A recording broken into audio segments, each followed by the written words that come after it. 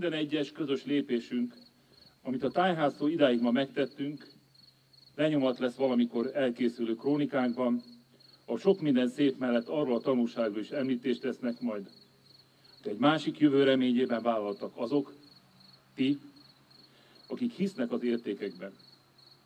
A Pollányi Passió értékében, annak a világnak az értékrendjében, a tisztelete öveli azt, ami tiszteletet érdemel, ahol a szó valóban tiszta és érthető tartalma kimondott értelmi megnyilvánulás, ahol tartalma van a barátságnak, ahol szabad tátott szája rácsodálkozni a szépre, ahol felszabadultan lökheti ki a lelkünk, akár még könnyeinken keresztül is a bánatát, ahol van elég idő, kellő érzelmi mélység és magasság a kiteljesedésre, ahol rangja van a közösségért tetteknek. Soha el nem válsó vágyak ezek, amit mi sem bizonyít jobban, mint az 5 évvel ezelőtti évfordulónkra örömteli passiós időszakunkban írt pár sorunk. Múlt és jelen, 10 éves a Pollányi Passió. Ma, amikor értékrendek vesznek el, amikor közösségek küzdenek hagyományok életben tartásán, mi kellő tisztelettel, de büszkén tekintünk vissza az arra a hosszú útra, amit a passió kultúra felélesztése és életben tartása során megtettünk. Olyan út volt az eddigi, ahol nekünk, akik részesei és közvetítői lehetünk e misztériumjátéknak, vállalásunk teljesítéséhez ugyanúgy erős hitre, kitartásra és sokszor éltető reményre volt szükségünk, mint azoknak, akiknek a sorsát minden színészi képzettség nélkül, de a közösség erejétől bátorítva próbáltuk megszemélyesíteni. Ma már hisszük és valljuk, hogy az elkezdett úton végig kell menni. Nem szabad megfosztani sem magunkat, sem gyermekeinket, és az ő gyermekeinket sem attól a csodálatos érzéstől, amit a közösség ereje jelent. Tetteinkkel kell közvetítenünk Kányedi Sándor sorait. Falak omolhatnak, kövek is váshatnak. Magaslik, nem porlad a megtartó példa. Talán ez a magyarázata, ha kell erre magyarázat, hogy miért nem összekulcsolt kézzel és lesütött szemmel várjuk a másokon múló megbékélést, és miért helyezünk el jelenlétünkkel jeleket az utókornak. Az összetartozásról, a hűségről és a barátságról. Mert hogy pár évet Tömöri Péter barátom írta nekem egy nehéz pillanatomban. Vannak körök, amelyekből lehetetlen kilépni anélkül, hogy az ember magát föl ne adná. Erről szól a Passió evangéliumi története tanúságként. Írta azt is, hogy rendezők által kiosztott szerepeket vissza lehet adni, de azt a szerepet, amit a sors, az én hitemben az Isten, mondta Tömöri Péter, ránk kiosztott, önmagunk megalázása nélkül képtelenség elutasítani. Beláthatatlan lehetetlensége mögött űr, léthúzat rettent. Kívánom, meg ne tapasztald. Túlélni lehet, de elviselni nem. Ezért is vagyunk ma itt, és azért is, hogy tanúságot tegyünk az utánuk jövőknek, a hatalmat az alkotásra használóknak, a Pollányi Passiót újra életre keltőknek. Mert hiszem, és tudom, hogy így fog történni, hisz tudni kell mindenkinek, hogy a hamisság, az igaztalanság oly lepel, ami csak átmenetileg jelent védelmet. Egyszer, előbb vagy utóbb, nem más, mint az igazság szakítja majd ezt szét. Fel szeretném olvasni Raznoszky Mihály irodalomtörténész, a Pollányi Passió nemzeti és európai értékű című írását, méltatását. Nem lehetett itt a szerző elfoglaltsága miatt felhatalmazott, hogy ezt én olvassam fel. A Pollányi Passió a legutóbbi idők magyar színházi kultúrájának egyik legnagyobb hatású eseménye. E kategórikus kijelentés mögött számos megfontolandó érv sorakozik fel. A szerzők és közreműködők felújították és megújítottak egy középkori, mondhatni népi színjátékot, misztériumot, a passiót. Tették ezt a legmodernebb színházi eszközökkel, amelyekben egyenrangú módon szerepel a szöveg, a zene, a látvány, a hang, a díszlet, a kosztüm, stb. Hiszen a bibliai történet mindenki számára ismerős. Ugyanakkor a megvalósítás látványa a legmodernebb világot teremti meg, lenyűgöző összhangot teremtve, így évezredek kultúrája között. Mindez megtalálták a játékhoz legmegfelelőbb díszletet, a magyar polányi templomdombot, amelyik úgy válik monumentálissá az előadás során és hatására, hogy végig megőrzi intim és ihletett méretét. A darab és az előadás által tágul egyetemes mértékűvé. Megtalálták hozzá a legautentikusabb szereplőgárdát, a helybélieket és a közeli településen lakókat. A passió legnagyobb érdeme talán ez. Egyrészt fölmutatja egy látszólag elveszett népi színjátszás formavilágát, ugyanakkor visszaadja a közösségi népi színjátszásba vetett hitünket. Újraértelmezi és alkalmazza a népi színjátszás értékeit. A színházi élmény a felkészülés során közösséget teremtett, amely közösség tagjai nem akarnak életsorsot váltani, hanem gazdagabbá akarják tenni fellépéseikkel önmaguk életét. Mindezt megtetézi a közönséggel való közvetlen kapcsolat, hiszen mindezt a legközelebb játszódik le hozzánk. Mindenki hiteles, mindenki őszinte, és mindenki átéli a 2 órás produkció minden percét. Fölkapad a történet, megrendítő a játék. És hozzá az Isten és ember teremtette, és meghatározta gyönyörű környezet.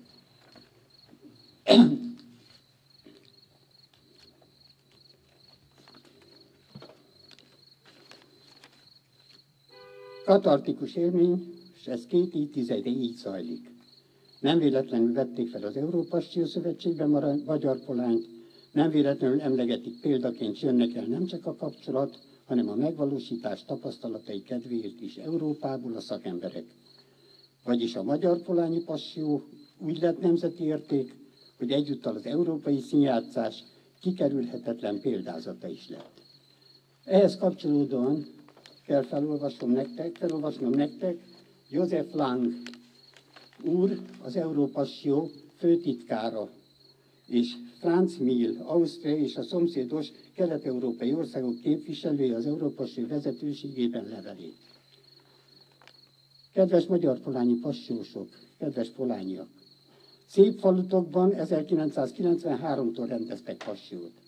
Sok erőt, energiát igénylő elkötelezettséggel teremtettetek hagyományt, amely egyedülállósága folytán kiérdemelte az Európassió csodálatát. A magyar polányi Kálváriadombon tartott előadások mindig megható és különleges színfoltját képezték a sokszínű európai passiójátékoknak.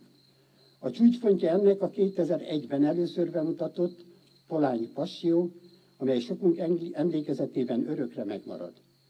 Döbbenettel vettük hírül, közbenjárásunk dacára, a tavalyi évvel ez az előadás megszűnik. A passiójátékkal mi Krisztus üzenetét óhajtjuk a nézőknek közvetíteni, amelynek központjában az áll. Szeresd fele barátodat. Krisztus azt mondta a tanítványainak, úgy szeressétek egymást, ahogyan én szeretlek titeket. Akkor vagytok barátaim, ha azt teszitek, amivel megbíztalak. Akkor fogják felismerni mindenek, hogy te a tanítványaim vagytok, hogy egymást szeretitek. Szomorúan érint bennünket, hogy ez az üzenet és parancsolat, éppen az, amiről a passió szól, nem valósulhatott meg. Nehezünkre esik a jelenlegi helyzetet elfogadni, ám lehet, hogy létezik még egy kiskapu, egy nyitott rés, hogy a polányi passió tovább éljen. Mi továbbra is szívesen vállaljuk ennek érdekében a közvetítő szerepét. Jövőbe tekintve kérjük Isten áldását minden résztvevőre. Franz Mill, József Lang.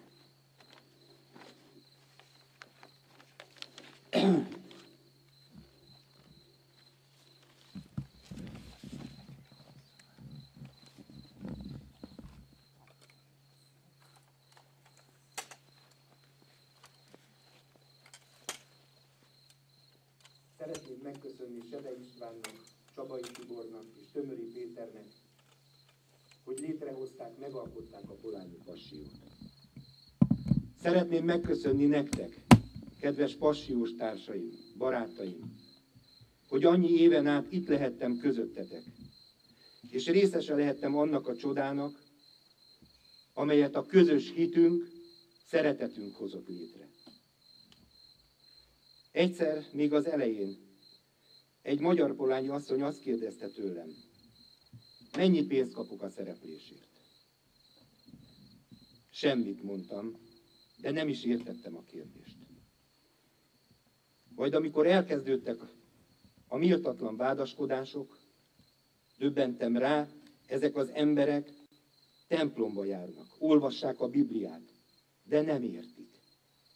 Nem értik, hogy adni, szeretni csak elvárások nélkül lehet. Isten, barátot, szerelmet, gyermekeinket feltétel nélkül lehet jól szeretni.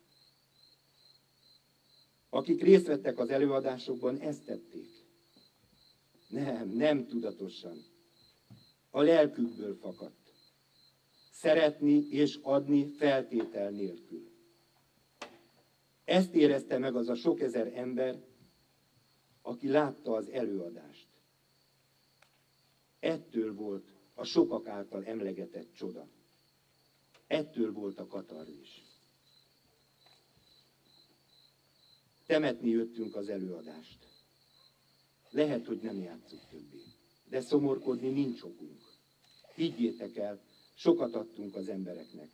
Szeretetet, örömet, megbocsájtást, a hitet önmagunkban, a hitet embertársainkban. És mint tudjuk, ha hiszitek, amit nem láttok, meglátjátok azt, amit hisztek. Engedjetek még meg egy személyes dolgot. Tavaly az egyik előadáson itt volt egy barátom, aki már a halálos kórral küzdött. A Ravatalánál megígértem, hogy minden előadáson itt lesz velem. Itt vagy velem, Laci. Köszönöm. Cuius regio, eius e religio. Aki a terület, az a vallás. 1555-ben, kereken 560 éve mondatott ki ez a törvény. A legsötétebb középkorban. Ezzel a hitvallást az önkényuralom függőségébe helyezték.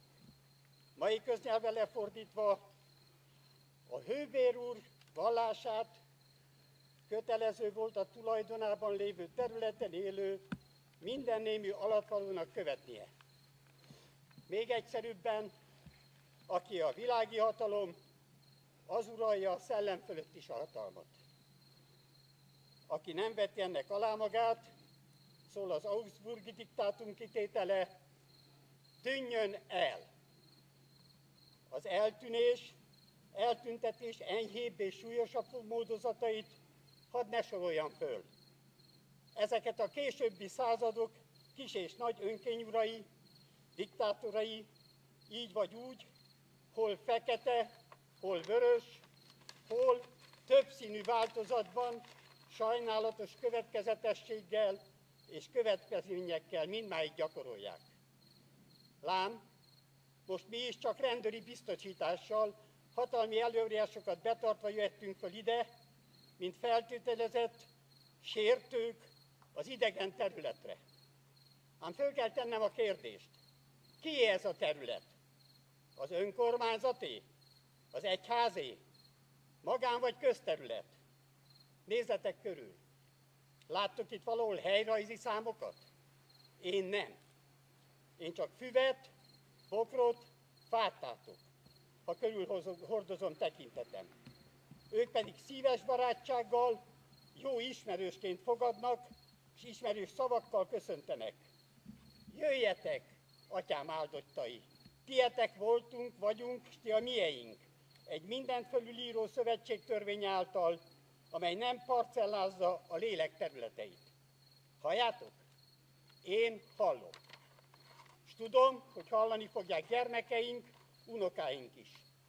mert ezen a helyrajzi számokkal nem silányítható szakrális telepen mindig azt fogják hersegni a füvek, azt fogják susogni a fák, azt fogja muzsikálni a szél a kőkereszteken, bárhonnan jöttetek, hazaérkeztetek, mert ti hittétek, amit nem láttatok, és ezért megláttátok azt, amit hittetek.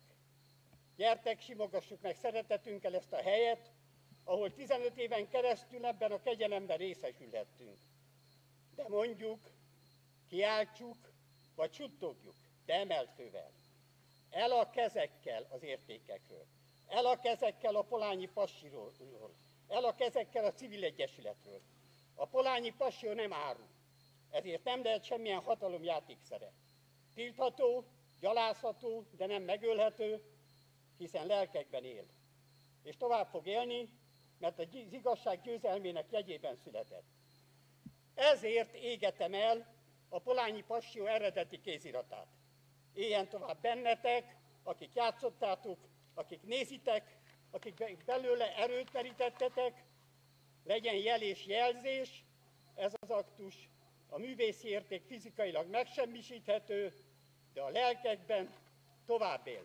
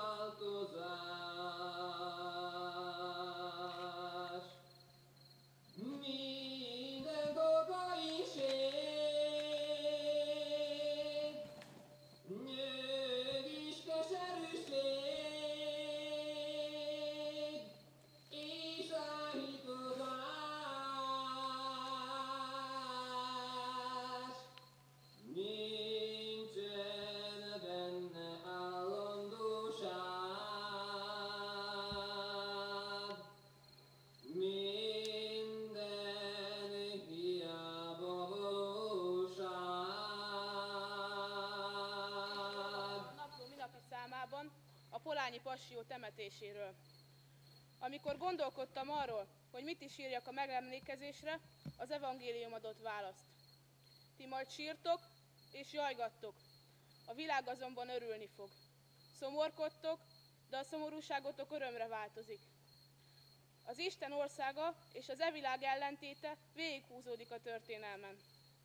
Jézus ellenségei örülnek, amikor azt kiáltja a tömeg, keresztre vele! Azt hiszik, megszabadultak tőle. És ugyanez ismétlődik az egyház történelmében. Diadalmámorban úsznak időnként az ellenségek, hogy sikerült legyőzniük a legnagyobbnak vélt ellenséget. De nagypéntek után húsvét következik. Isten mindenkit megpróbál a szenvedéssel. Még a legnagyobb szenteket is. Azt hiszi Szent Ferencet is megpróbálta, hogy halála előtt 3 része szakadt az általa alapított ferences rend.